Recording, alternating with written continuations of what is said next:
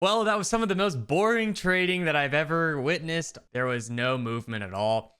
I ended the day with two different trades, a winner and a loser. FOMC is this afternoon, and normally before FOMC is going to be a choppy day. This was like to the extreme of that. And sometimes you just have to know when it's too slow and you need to walk away. That was me today. If you didn't know, I do stream live here on my YouTube channel every day at market open, 8:20 a.m. Central Time. So come hang out on the live stream and subscribe. Let's go and get into the recap of the trades from this morning's live stream session.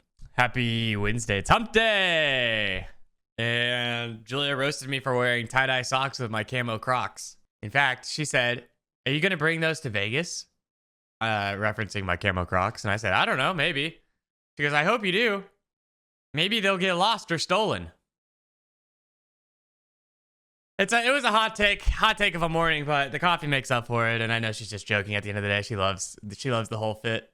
So today is FOMC day. We got 9:30 crude oil, 1300, which is 1 o'clock central. We got FOMC.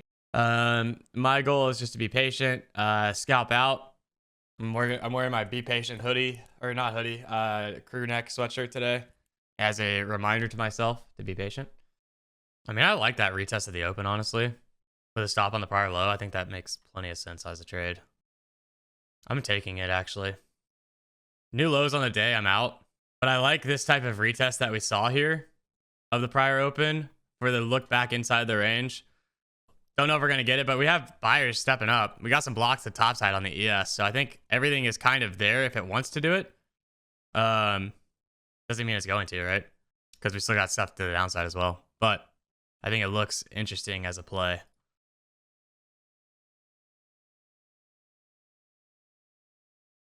Down 7, 8 points, 9 points, 10 points.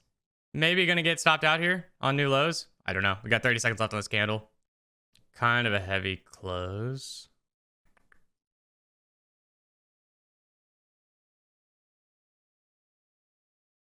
Yeah, I'm going to get stopped out there. I'm stopped out. Down 265. I'm fine with that trade. I wanted that trade. Took the L there, but like I said, I wanted it. We see so much up here. I think that the push to the upside is going to happen. It's just a matter of time. Matt, what are you currently looking at to get in? I want to see one of these blocks move. I want to see some form of price movement in general. I want to see some form of a kick up that I can actually get short on because the trend is down. I just want something to happen. We're right into 50 cycle level also, so maybe we get a little bounce here. This has just been like a freaking snooze fest of a day so far. From the high of day at 41, we've moved a total of 90 points to the downside in over an hour. I just feel like I want to short this, but I feel like we need a freaking bounce at some point. I mean, that's the best bounce we've had, though, so far in a while. All right, I'm going to take it. I'm going to get short here.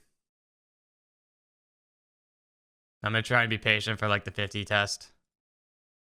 But I don't know if that's going to happen. Didn't really have a whole lot of buyers on this push. It was the best push we've had in 20 minutes. Delta divergence. Had price make a short-term high. Delta did not correspond there. Working on 5 green candles in a row, though. It's the best kick up we've had on the ES and on the NAS. Top to bottom on the NAS, it's a 30-point move. Ooh. All right. Currently floating between 10 to 15 points down. I don't even know if we've hit 15. I think we're about to hit. There we go. 15 points down. Got this volume at 86. There's point of control on the ES at 47.5. Everything looks heavy on the NAS for the most part. Heavy to neutral.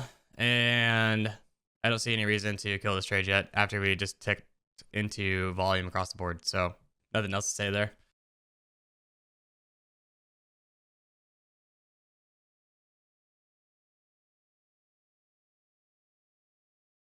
I mean, the fact that the Nasdaq also hasn't had a point of control move on this whole freaking flush to the downside is insane. That there's all in the 60s through the 80s, there's not been a point of control flip is very crazy to me. Man, it feels like if the ES moves to the downside, the Nas is going to freaking flush. But I don't know. Just what it seems like, just what it feels like.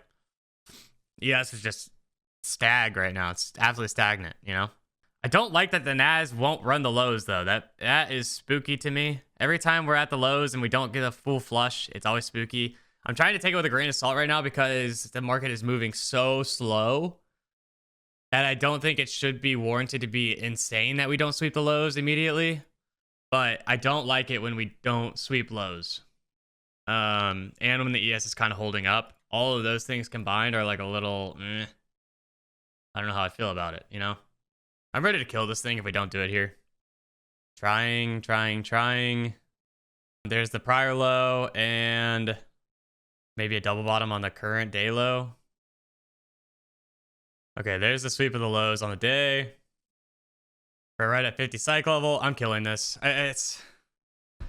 We're like right at 50 cycle level. It feels like we're going to sweep out. The ES isn't doing anything. The ES ran the double bottom by a freaking tick. It just doesn't seem warranted to continue to try and hold that out. Basically, that gets me back to break even on the day. I'm down $60 right now. $70 after commissions. I think the opportunity this afternoon will be significantly better post news. We're going to have some good volatility, and I think everybody's just waiting for it. This is a great sell-off. This is the best sell-off we've had all day. They just waited for me to kill my trade.